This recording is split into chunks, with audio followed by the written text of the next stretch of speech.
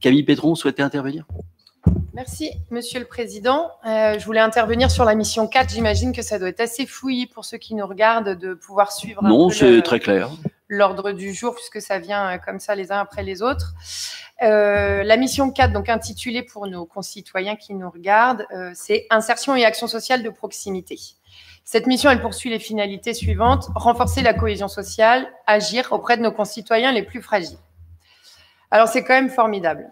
À la découverte de la manière dont vous présentez la mission dans le dossier, j'ai ri. Et pourtant, ça n'a rien de drôle.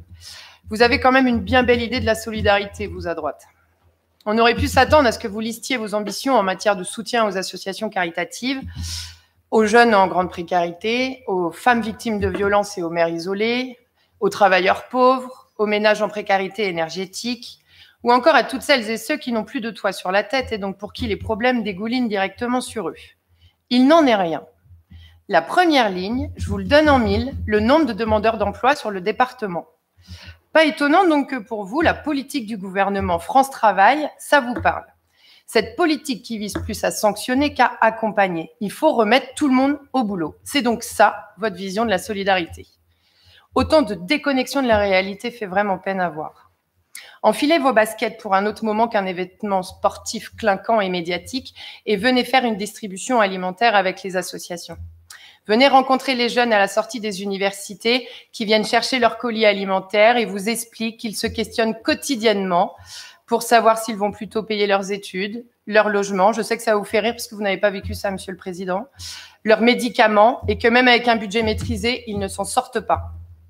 Venez prendre le café un vendredi matin à notre permanence, en cœur de quartier politique de la ville, à Laval. Rencontrer ces personnes qui, éloignées de l'emploi, trépignent d'impatience pour que Territoire Zéro Chômeur se mette en place. Parce que c'est bien de cela dont ont besoin les personnes éloignées de l'emploi, pas qu'on les sanctionne pour des manquements de rendez-vous ou des absences de justificatifs de recherche d'emploi, mais bien d'un espace collectif rassurant, de levée de freins tels que des anxiétés, des problèmes de mobilité, des problèmes de garde d'enfants, des dépendances et autres problèmes de santé. Vous pourrez me répondre que l'objectif de France Travail et plus précisément l'expérimentation RSA sur laquelle nous sommes pilotes, c'est bien ce que je viens de lister. Sauf que Territoire Zéro Chômeur, lui, ne prévoit pas de sanctions. C'est toujours plus facile de renvoyer les élèves qui rament au fond de la classe que de dépenser de l'énergie pour leur donner les mêmes chances qu'aux autres. Vos politiques sont identiques à cette vieille pédagogie élitiste. À la page suivante, quand même, on découvre une liste à la Prévert des réalisations de l'année 2022 sans détail, telles que, par exemple, travaux sur une nouvelle aide de fonds de solidarité au logement pour les victimes de violences intrafamiliales. C'est le 6e point. Quand nous serons assis à votre place, c'est bien ce type de mesures que nous mettrons en exergue, parce que ça, c'est de la solidarité.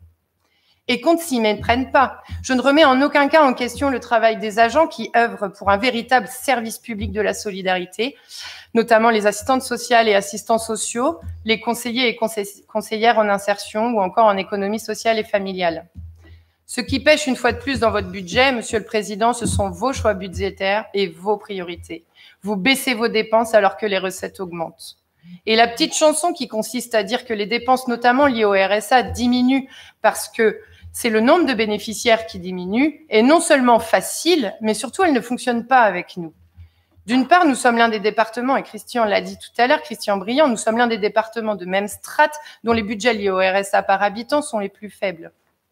Mais aussi parce que la suppression du palier de -25 que nous avions déjà dénoncé et les autres sanctions, elles favorisent le non-recours. C'est prouvé scientifiquement et fait donc baisser de fait le nombre d'allocataires, soit par radiation, soit par non-recours aux aides.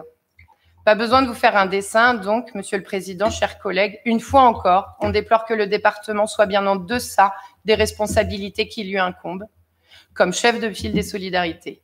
Il me semble que la Chambre régionale des comptes l'avait aussi pointé. Ça semble bien plus facile de dépenser de l'argent pour l'attractivité, mais moins facile d'en dépenser pour mettre en place ce que nous proposions. Des chèques énergie pour les ménages et ainsi renforcer le pouvoir d'achat des Mayennaises et des Mayennais, un RSA d'urgence pour les femmes victimes de violences ou encore un RSA jeune.